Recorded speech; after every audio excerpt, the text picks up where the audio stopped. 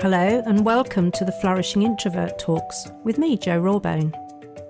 This is the podcast that celebrates the natural gifts of introverts so that we can flourish in all situations. Episode 270, The Confidence to Say Less. I'm about to get very vocal and even a little bit loud about something that by its very nature is quiet. So quiet that it often goes unnoticed. And frankly, when it's not unnoticed, it's probably misunderstood. And by extension, therefore, we're misunderstood. So in this episode, I'm exploring why saying less shows more confidence, not less, and how you can master the art of saying less as opposed to just not speaking. To every introvert listening, your quietness is not a flaw, and while you probably already know that, those around you may have you doubt yourself. So I hope every introvert ally and advocate hears that loud and clear too.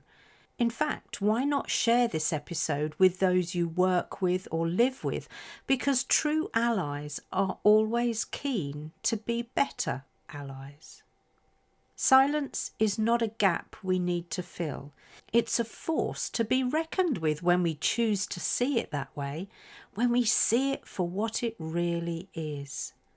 For too long, we've been nudged, goaded, and even pushed into being louder, funnier, chattier, like that's the golden ticket to being taken seriously. It is not.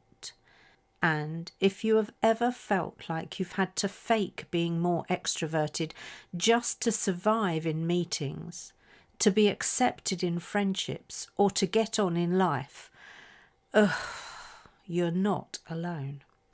Here's the truth. Speaking less doesn't mean you have nothing to contribute, nor does it make you less valuable. It can actually make you more powerful and more valuable because you're being mindful about your use of precious airtime. Rather than filling every silence with mind-numbing chatter, you're demonstrating your thoughtfulness about what adds value and therefore what moves things on. So today, we're flipping the belief that more words equals more worth. That's a belief for the deluded, not the intentional. We all know that moment. You're sitting in a meeting, an idea brewing quietly inside you, gathering substance and growing legs. The silence stretches out deliciously, enabling your exploration. And then wham! Someone else jumps in, breaking the silence, filling the space and bursting your creative bubble. A peculiar thing can happen in that moment, especially if we start questioning ourselves. Should I jump in? Should I say something, anything just to make my presence felt? How are they judging me for staying quiet? Will they think I'm incompetent? Oh, the brain chatter from overthinking can be crippling. Ironically, we don't find silence awkward. In fact, far from it. But others tend to find our okayness with silence awkward. Funny old world, isn't it? From my own experience, I know that if I cave to the pressure to say something, I'll often regret it, because I'm simply saying something for the sake of it. As it turns out, that was a lose-lose outcome, because I disliked myself for my hollow, shallow and pointless interventions, and others wondered what the was I trying to say. So I learned to be okay with continuing to hold the silence, because silence isn't an absence of anything. It's space for processing, and that's important to how credibly I'm perceived. So I flipped the more words equals more worth belief into this liberating belief. Natural rhythm enables my authenticity. Yeah, that feels better. This also aligns beautifully with our natural introvert communication process of think, say, think. Abandoning this natural rhythm and trying to dance to someone else's tune is what led to many of my frustrations, as it undermined my self-confidence, destroyed my self-worth, and had my batteries drain faster than a rat up a drainpipe. So our rhythm, and why people tend to listen to us, is silence punctuated by intentional, meaningful contributions. These are some of the qualities of a powerful leader. Silence, my dear introvert, is an essential part of your rhythm, not a failure to be fixed. It's a frame to behold. Captured in that frame is brevity, substance, and thoughtful timing. I know how many of my clients wished their meetings were held in this frame. If you cave, as I used to, know that you're choosing to erode your self-trust, betraying your authenticity, and complying with norms that do not fit your frame. And that is a surefire way to hit burnout. You may have already felt the exhaustion from overcompensating, the gnawing doubt from comparisonitis, the embarrassment from saying something pointless for the sake of it. It's time to regain your rhythm with confidence, and here are 3 simple yet powerful tools that will enable you to do just that. Number 1, the power pause. Use a silent moment combined with a shift in body language before responding. It shows depth and earns attention as people lean in when they see that you're not reacting, you're intentionally responding. Number 2, intentional brevity.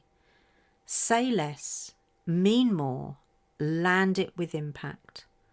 A few concise, intentional words cut through noise way better than a fire hose of explanations. And number 3, reframing silence. Own it and role model its power. Use a placeholder and say something like, "I'm thinking about that as there are a number of facets to consider," or "That's an important question, so I'm going to take a moment before I respond." Frame the pause as thoughtfulness, not awkwardness. So I encourage you to remember that your silence isn't a void exposing ineptitude. It's a stage you're setting for the right moment, for the right words, for the right focus. And your confidence comes from taking aligned action, not from waiting until you feel confident. When you speak thoughtfully, you command attention without ever needing to shout for it. And that is real influence. So to get you moving in the right direction with confidence, here's your challenge for the week. Notice when you feel pressured to speak, and then pause. Ask yourself the following questions. Is this the right moment? Or will I be abusing precious airtime? Honour the moments when silence is your best contribution. Honour the moments when waiting deepens your impact.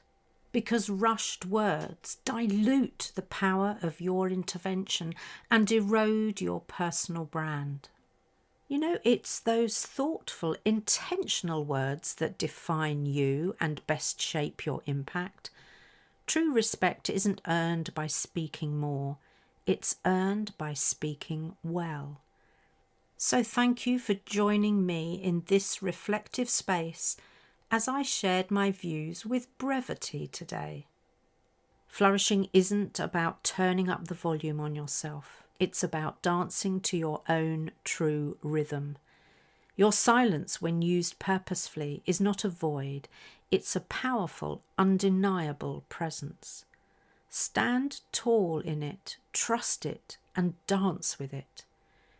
You're not just enough. You're quietly, potently unstoppable, and it's an honour to accompany you on your flourishing journey.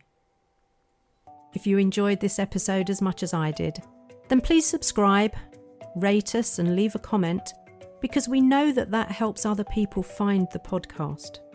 And if other people find us, other introverts can flourish. You are listening to an Intentional Media Production podcast.